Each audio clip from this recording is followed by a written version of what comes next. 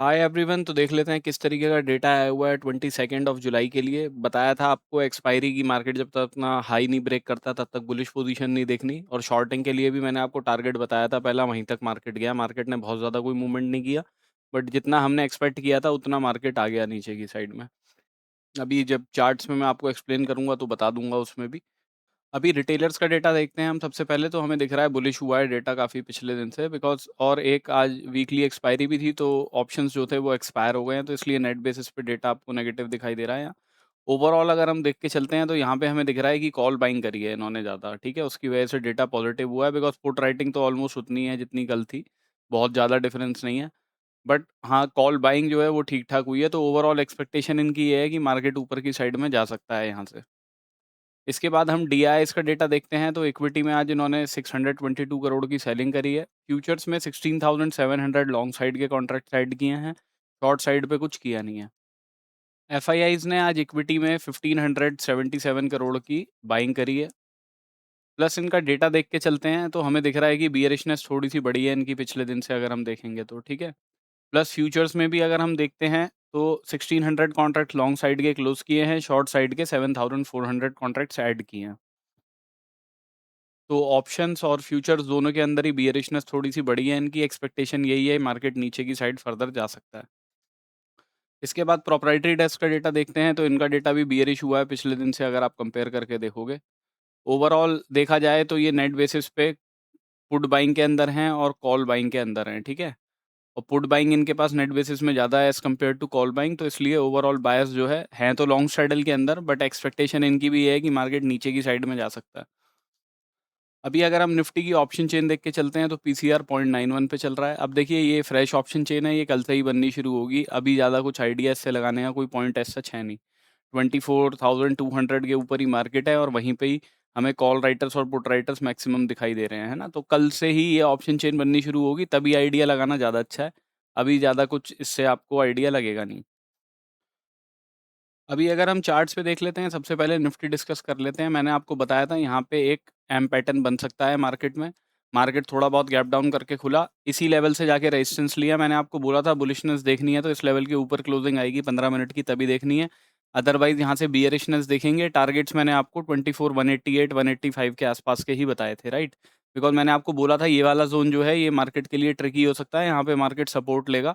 तो मार्केट ने यहाँ पे ना इसी तरीके का पैटर्न बनाया और एक तरीके से ना ट्रिपल बॉटम काइंड ऑफ बनाया है यहाँ पे, राइट। तो एक जो मोमेंटम मिला वो यहीं से यहीं तक का था कि जिसने यहाँ पे बियरिश पोजीशंस देख ली होंगी, कॉल राइटिंग देखी होगी तो बहुत ही बढ़िया है। बिकॉज मैं आपको हमेशा सजेस्ट करता हूँ कि राइटिंग किया कीजिए, और पुट बाइंग करी होगी तब भी आपको एक ठीक ठाक मोमेंटम मिल गया होगा। अगर आपने एकदम इमीडिएटली घुसते ही नहीं बाय किया होगा, हल्का सा वेट करके मार्केट ऊपर की तरफ आ गया तब बाय किया हो वहाँ से। तो अब देखिए अगर हम कल के लिए डिस्कस कर लेते हैं, तो यहाँ पे हमें जैसा मैंने आपको बताया एक तरीके से ना ये double bottom plus RSI divergence kind of a situation हमें दिखाई दे रही है यहाँ पे, ठीक है। कि ये लो लगा, उसके बाद लोअर लो लगा, और यहाँ पे मार्केट ने एक हायर लो लगा दिया, आरएसआई डाइवर्जेंस बन गई।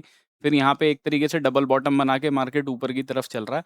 अब अगर देखिए कंटिन्यूएशन दिखाता है मार्केट, अब देखिए बियरिशनेस जो भी देखनी है वो देखनी है इस लेवल के नीचे ही, ठीक है। ये है 24 135 का लेवल।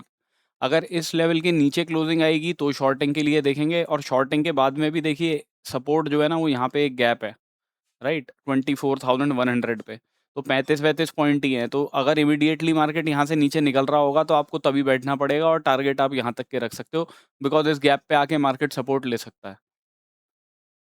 बट जब तक मार्केट ये जो सिनेरियो मार्केट ने बनाया हुआ है, जब तक इस लेवल के नीचे नहीं जाता तो तब तक बियरिशनेस तो देखनी नहीं है। और मार्केट अगर फ्लैट ही खुल जाता है और ऊपर चलने लगता है तो हम यहाँ से बाइंग की अपॉर्चुनिटी ही देखेंगे। पहले टारगेट 24,267 के ही रखेंगे, मैक्सिमम क्वांटिटी यहीं बुक करेंगे। इसके बाद में जो नेक्स्ट लेवल निकल के आता है वो हमारा 24,340 का निकल के आता है। तो जो मेन मोमेंटम है वो यहाँ से यहाँ तक का है, वो कैप्चर अगर हो गया तो बहुत बढ़िया है। कि मार्केट अगर बुलिश ही खुलता है और अपने इन वाले जो ये मार्केट ने यहाँ पे एक तरीके से रेजिस्टेंस सा दिखाने की कोशिश करी है, इसके ऊपर ही निकलता है तो बाइंग के लिए देखेंगे। टारगेट यहाँ तक के पहले, दूसरे टारगेट्स अपने ये रहेंगे। बियरिशनेस इस लेवल के नीचे देखनी है। पहला टारगेट आपका यही रहेगा 24,100 का, बिकॉज इस जोन पे आके सपोर्ट ले सकता है मार्केट। अगर 24,051 का लेवल टूटता है, ठीक है, ये लेवल अगर टूटता है तो एक रिट्रेसमेंट के बाद हम शॉर्टिंग के लिए देख सकते हैं। उस केस में हमें बड़े टारगेट मिल सकते हैं 23,925 तक के। ठीक है? अभी करंटली अगर हम गिफ्ट निफ्टी देख लेते हैं 24,146 पे चल रहा है, हमारी क्लोजिंग 24,180 पे आई है। तो ऑलमोस्ट 30-40 पॉइंट के आसपास डाउन है, ज़्यादा कुछ है नहीं, इसी ज़ोन के आसपास है। तो अगर ऐसे ही इसी ज़ोन में रहेगा मार्केट तो हम अवॉइड कर देंगे। हमें चाहिए मार्केट या तो इसके नीचे निकलता हुआ या इस वाले लेवल के ऊपर निकलता हुआ। तो इधर ऊपर निकलेगा तो ऊपर के लिए देखेंगे, यहाँ से नीचे निकलेगा तो बीयरिशनेस देखनी। सेंसेक्स में भी वही सिमिलर जैसा मैंने आपको बताया था, इस लेवल के ऊपर निकलेगा तभी बुलिशनेस देखेंगे, अदरवाइज़ मार्केट यहाँ से एक एम पैटर्न बना रहा है, वही बना के नीचे की तरफ आ गया। टारगेट ये बताए थे मैंने आपको। अब इस ज़ोन के अंदर ही मार्केट ने सपोर्ट लिया है और यहाँ पे मार्केट एक ट्रिपल बॉटम टाइप का या डबल बॉटम टाइप का आप कह सकते हो बना रहा है। तो अगर मार्केट इस लेवल के नीचे निकलेगा, तो ही शॉर्टिंग के लिए देखेंगे और टारगेट्स हम थोड़े से चेंज करेंगे, अपने इधर के लेवल तक के करेंगे। ये लेवल है 77,155 का। अगर इस लेवल के नीचे मार्केट निकलता है, तो शॉर्टिंग के लिए देखेंगे, ये टारगेट्स अपने रहेंगे। मार्केट अपने इन वाले लोज़ को भी ब्रेक करता है ना, ये वाले लोज़ जो हैं 77,000 वाले लेवल के, अगर 77,000 ब्रेक होता है, तो रिट्रेसमेंट के बाद शॉर्टिंग देखेंगे, फिर एक लंबा कट मिल सकता है 76,585 तक का।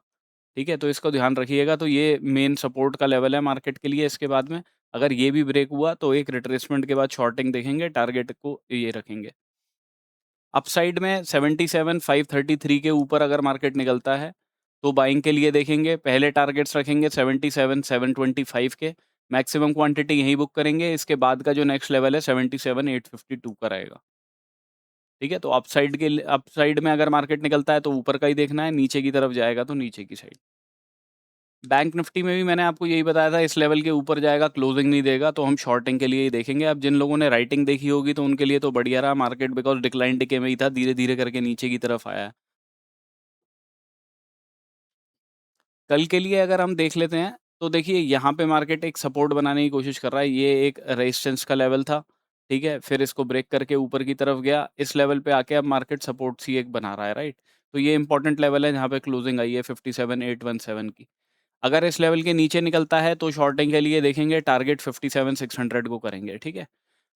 मार्केट यहाँ से इमीडिएटली एक अच्छी-सी कोई कैंडल बनाने की कोशिश करता है, ऊपर की साइड चलता है, तो बाइंग के लिए ही देखेंगे और उस केस में पहले टारगेट अपने इन वाले हाइज़ को रखेंगे, which is 58,222।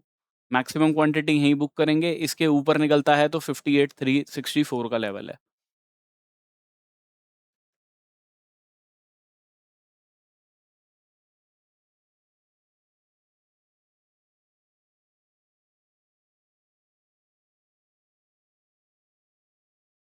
So this is my analysis for tomorrow. Thank you for watching my video guys. Have a good day.